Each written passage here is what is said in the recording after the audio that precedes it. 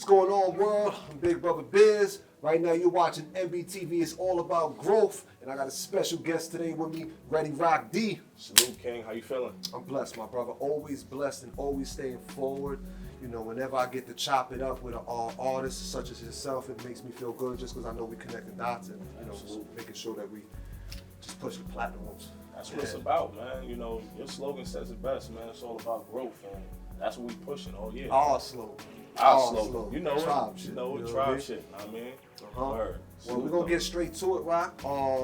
Last time we talked, we were on Warside 2 tour. Yeah. That was just finishing. Yes, sir. I got to host a beautiful event out in Brooklyn and first live with you, and I had a bunch of dope artists. Actual great, like good music. People that really got bars and hold it together. I got to see them perform, so that was very, very dope.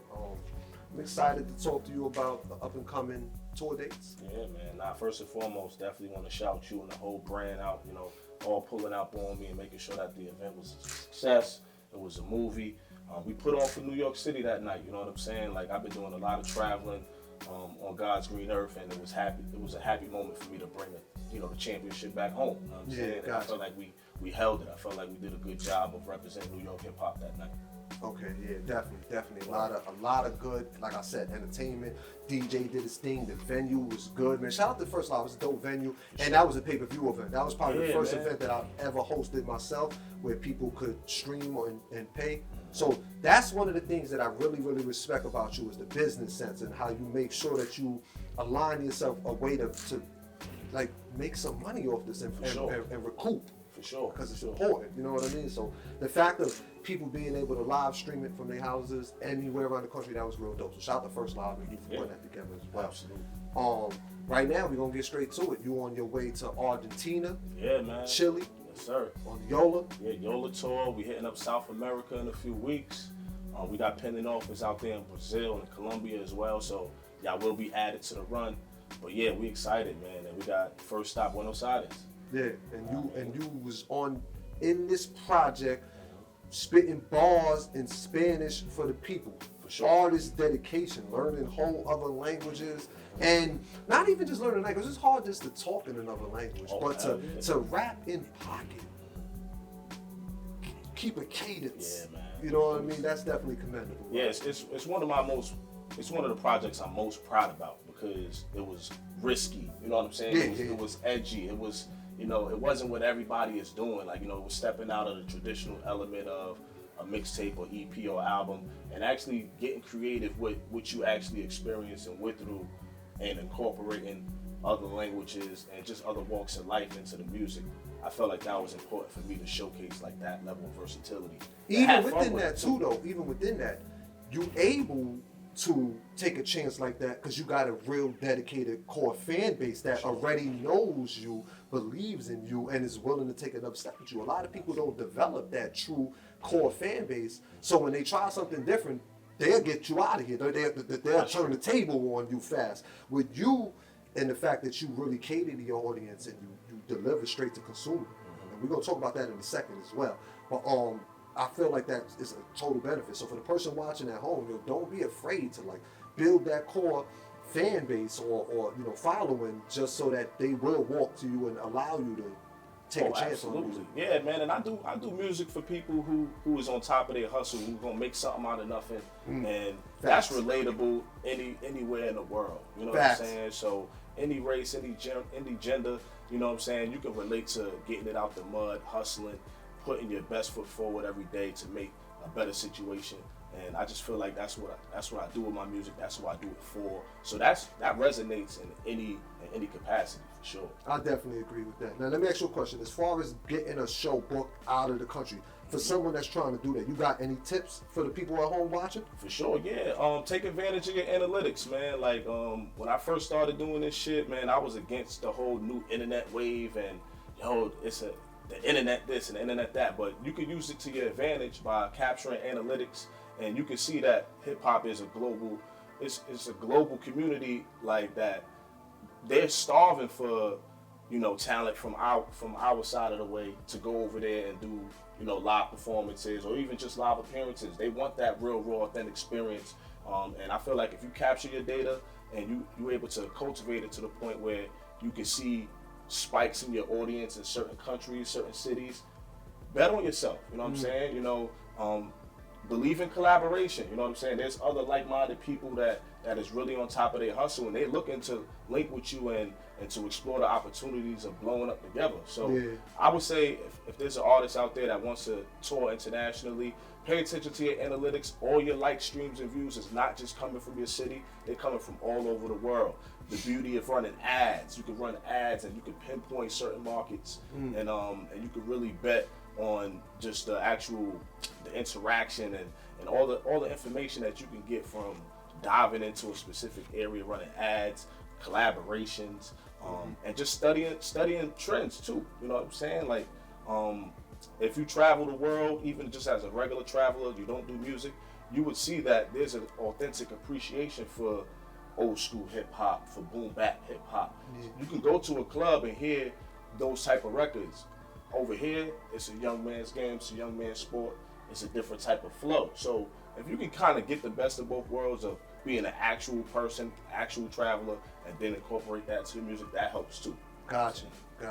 Now, I see you speaking about collabs. I know you just collabed with BB, the mobile app creators, to drop Ready Rock Dee app, and then automatically, exclusively drop the project on that as well, the Gotham City Hustler product. Two things. This is a two-part question. Okay. Talk to the importance of direct-to-consumer as you see it. Yeah, for sure. I mean, direct-to-consumer is the most important thing in the music industry today. I always felt it was, but it's specifically today. And it's mainly because the trends start on the underground. They become popular, and then mainstream finds a way to capitalize on that and to monetize it. So if you could get out your own way for 1 second and say, okay, I'm actually doing the work. I'm actually building and curating an audience, fan by fan, brick by brick. You could start to put those audience into memberships, into groups, and that bursts something like the Ready Rock Dee app, where I'm able to bring, hardcore fans or even just super strong supporters that believe in the concept of independence and actually fuck with the music, to put them into a community and have them housed at the Ready Rock Dee app. And it allows me to control my own algorithm. Gotcha. So I don't have to have the excuse of, suppression of view count, all my streams getting on the right playlist, you know what I'm saying? Dealing with certain gatekeepers. I don't have to worry about that, and neither do you if you actually do the work. Take the time, accumulate the data, respond to your fans, actually build a community so that you have something to retarget. You know what I'm saying? Gotcha. So that's what it's about. And independent, just being independent alone, it takes a lot of work, but it's always beneficial in the long run. Yeah, absolutely. Beneficial in the long run. I definitely see you as a person who definitely makes music for the independent hustler. And let's talk a little bit about the private IG group that you got, where you have a bunch of artists supporting each other regularly. And I watch these people engage, and they all around the world. So, tell me a little bit about that behind the scenes of that. Why was that created? Yeah, man. Anytime I'm doing music and I'm on tour and stuff like that, I come across dope artists, and sometimes they'll follow up with me with links in my DMs saying, "Yo, can you check this out?" Or, "Yo, I'm running up this project. Can you help support it?" So I was getting so many of those requests that I'm like, you know what? I might as well find a home for this. Okay. And I feel like if I could find a home of a small home filled with dope creators where we could kind of interact, exchange information, truly network, barter services, that was the concept of, creating that group. Gotcha. And we all use Instagram daily. So it was a matter of, okay, let's just find like-minded, talents that want to see each other win, and, removing all the ego, and just, let's actually try to support each other. And right now we're at the base level, but eventually we're gonna create a wave where other creators are gonna start doing things like this. And it's all based on independence. It's all based on direct to consumer. Yeah. So the same principles and practices that I follow with my website and with my app is the same principles and practices I'm bringing to the group. And hopefully the community brings you know, more value to it, and we're able to, you know, make it bigger, better, and stronger. But yeah, that's the concept behind that. For sure. Gotcha. Now let me ask you a question. You're about to tour for YOLO. You got Gotham City out right now. Are you already recording new music, or are you letting this marinate for a moment? Now I'm always recording, but Gotham City Hustler means a lot to me. I went direct to consumer. I bypassed all the streaming platforms. You only can get my shit directly from me, and to me that was very important to set the tone of the whole 2025 campaign. Gotcha. And just betting on myself and actually showing people that, you know what, it's okay to take a risk. It's okay to take a step back, to take 2 steps forward in a sense. You know what I'm saying? And I felt like with Gotham City Hustler, it allows me to test the market with new data points. So I'm able to see who's the real true fans, who's coming back to the app day to day playing the new music, who invested in the app, you know, the second I released it, who needed more time to get accustomed to that type of experience. Gotcha. You know, and then I got other things floating on the app too. So I sell my tickets direct to consumer through the app. I sell meet and greet packages directly through the app. We can chat one-on-one directly through the app. I run personal blogs directly through the app. We need a button for consultations from Rock directly from the app. So like, for up-and-coming artists. And that's what it's about, man. Like, you know, if we gonna bet on ourselves, let's stand on it. You know what I mean? Like, let's not half-step with this shit. Right now, the world is in a place where we're scrambling for answers. We're scrambling what's going to be the next way on how we can consume music. Well, you don't have to wait. You can cultivate your audience and share it with them directly, and that's what I'm doing with it, man. So that's how I'm trying to carry it. Hopefully that I continue to get better at it. I'm still learning on how to curate better experiences, but soon come, everything goes directly through the app. So if you want to book me, directly through the app. You want to feature, directly through the app. Tickets, meet and greet packages, everything is exclusive to the app, and then we'll funnel it out to the social media platforms. Respectable. But listen, y'all know what y'all watching. MBTV is all about growth. We short form content over here. You got to hear directly from Ready Rock Dee, Yonkers' own, New York's own straight hustler right here. So right now, get the Ready Rock Dee app, presented by BV. BV Mobile Apps. Salute to my partners, BV Mobile Apps, man. Rock is, and myself right now, draped out. Heavy souffle clothing. I know what's going on with that. You know the souffle brand. Souffle partner, souffle ambassador, souffle model, call it whatever you want to call it, but Rock is Tribe.